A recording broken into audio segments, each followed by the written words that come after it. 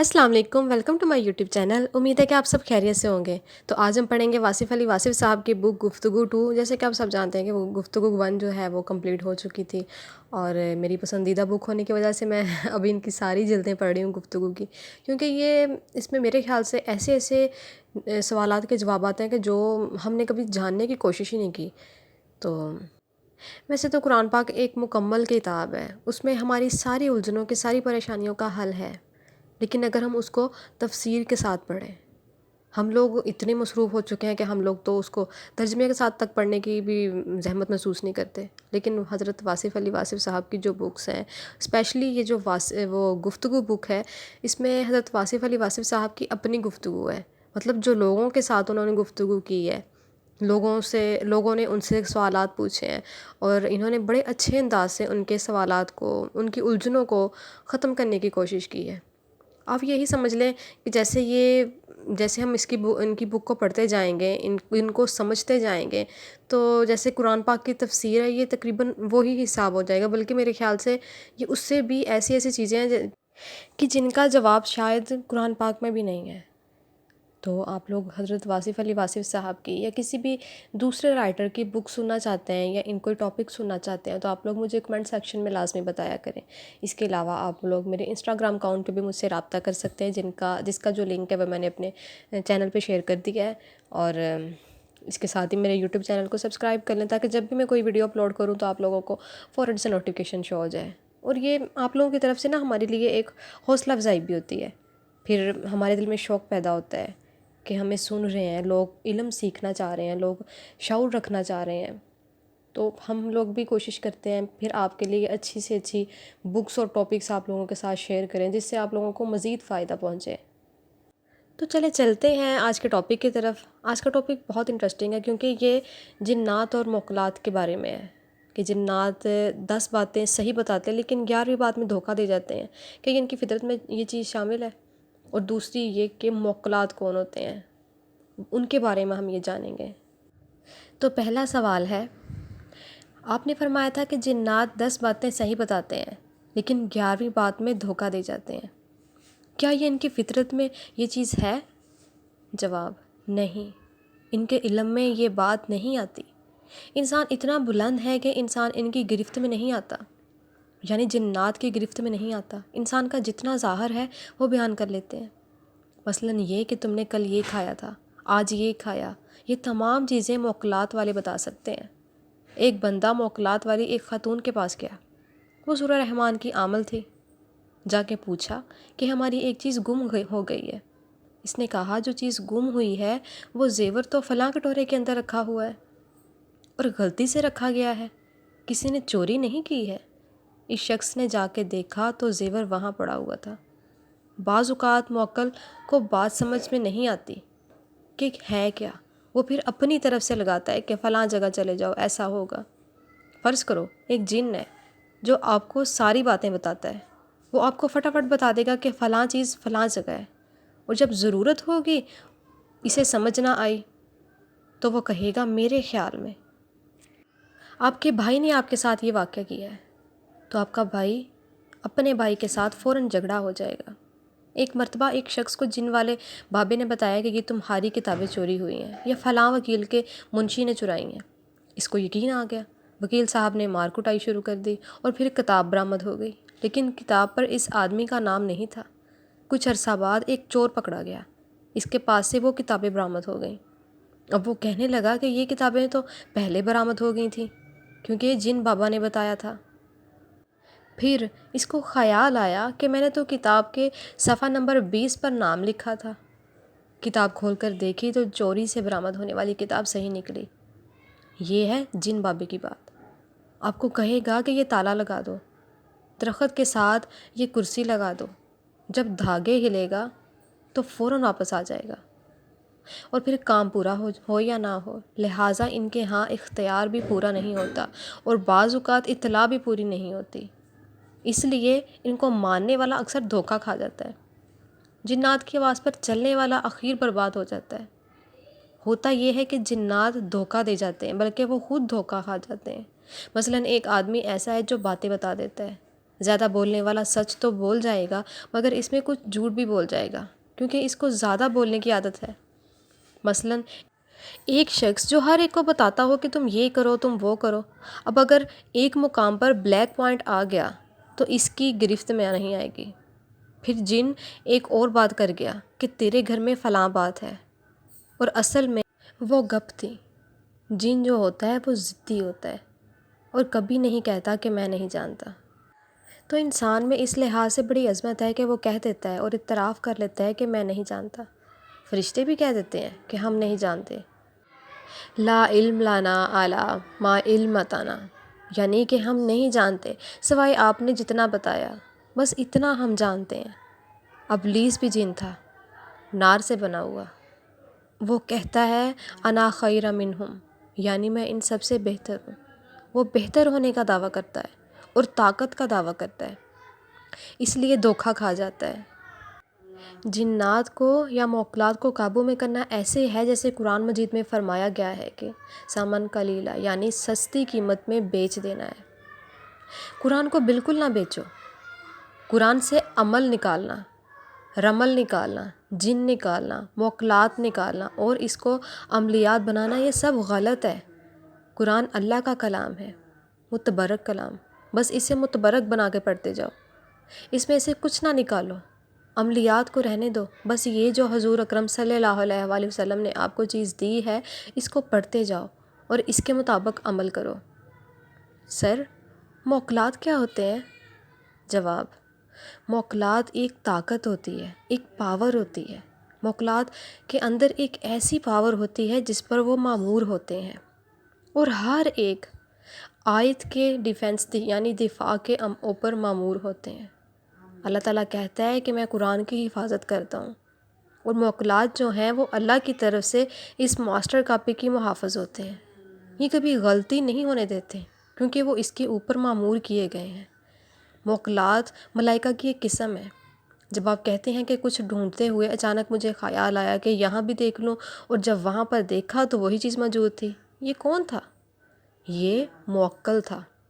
اور انسان کہتا ہے کہ میں سویا ہوا تھا، اچانک ایک جھونکا آیا، جھٹکا لگا، میں نے دیکھا کہ کوئی بندہ ہے، بندہ تو کوئی نہیں تھا، دیکھا تو پورے 3 بجے ہوئے تھے۔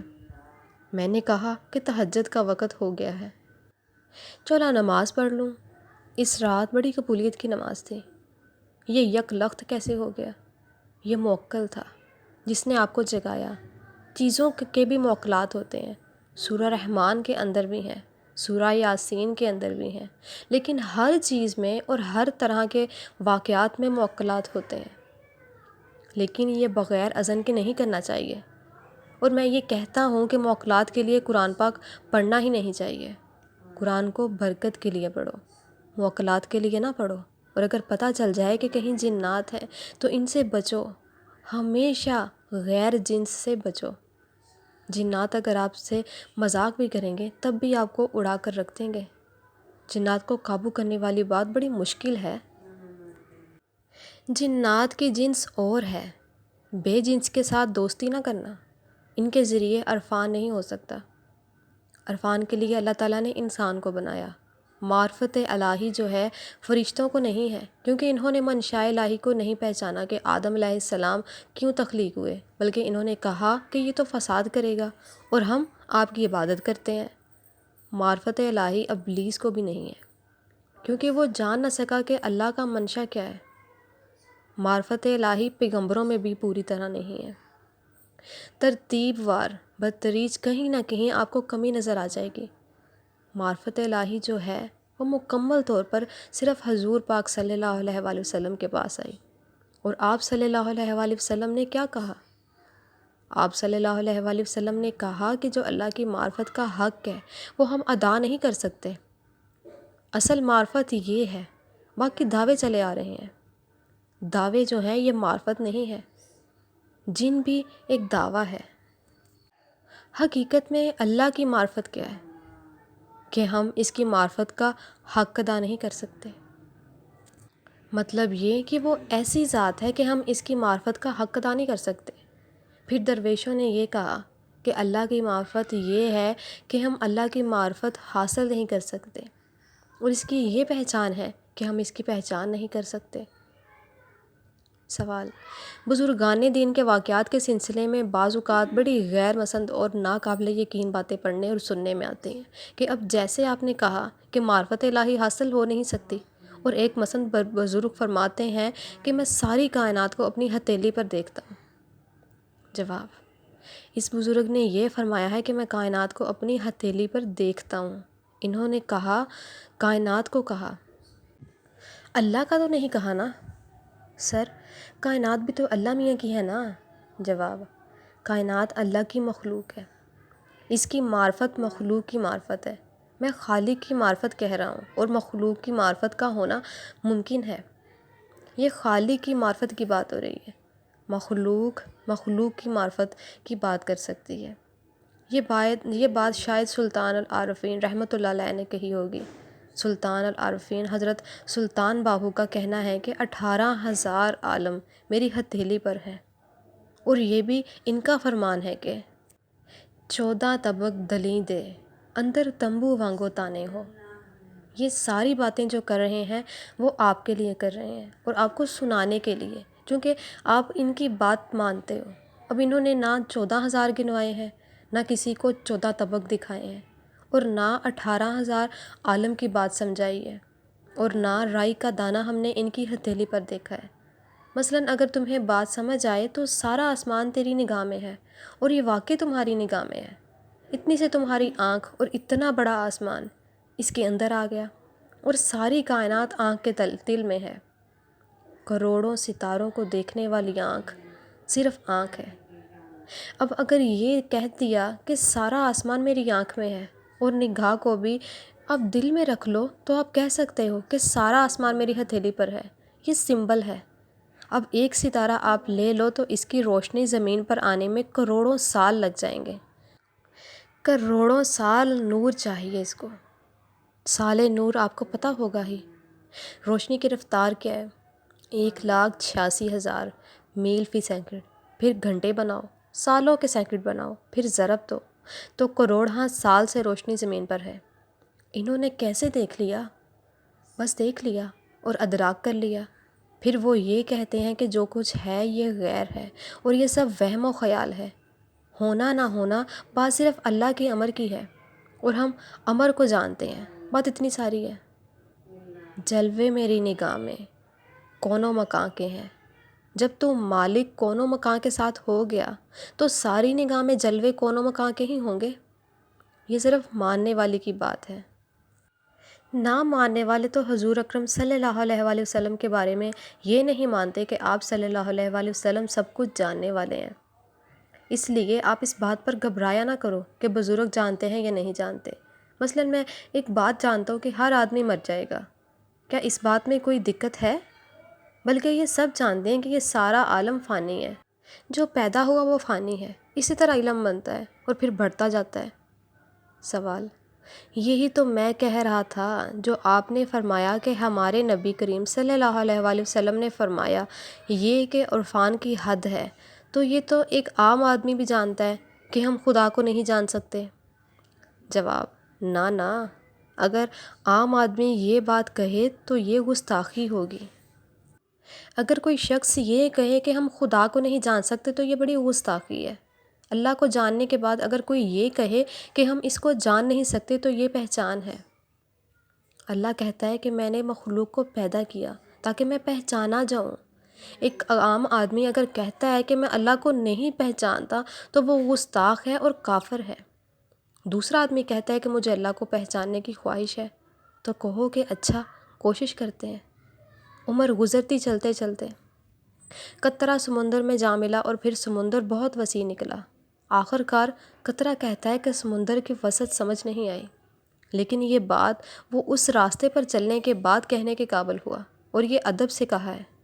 پہلا شخص جس نے سفر شروع ہی نہیں کیا وہ اگر ایسا بیان دے تو سمجھو وہ گستاخی سے کہہ رہا ہے۔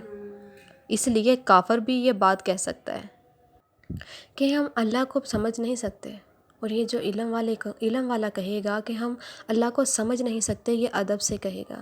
مثلاً ایک شخص کہتا ہے کہ تیرے ابا کی کتنی طاقت ہے، وہ جواب دیتا ہے کہ ابا کی کوئی طاقت نہیں ہے۔ دوسرا شخص کہتا ہے کہ تیرے ابا کی کتنی طاقت ہے؟ کہتا ہے ابا کے ساتھ تو محبت ہی محبت ہے، میں طاقت کو نہیں مانتا۔ اب سمجھ آئی کہ پہچان میں کیا فرق ہوتا ہے۔ ایک شخص کہتا ہے کہ تیرے دوست کا کیا حال ہے؟ وہ کہتا ہے کہ ہم نے کبھی اپنے دوست کی طرف دیکھا ہی نہیں، یہ گستاخ آدمی ہے۔ دوسرا شخص کہتا ہے کہ تیرے دوست کا کیا حال ہے؟ تو وہ کہتا ہے کہ اس کی طرف ہم کبھی دیکھ ہی نہیں سکتے، یہ شوق والا شخص ہے۔ تو دونوں نے دوست کی طرف آنکھ اٹھا کر نہیں دیکھا، ایک نے گستاخی سے اور دوسرے نے ادب سے۔ گستاخ آدمی بھی آنکھ اٹھا کر نہیں دیکھتا اور مؤدب بھی نہیں دیکھتا۔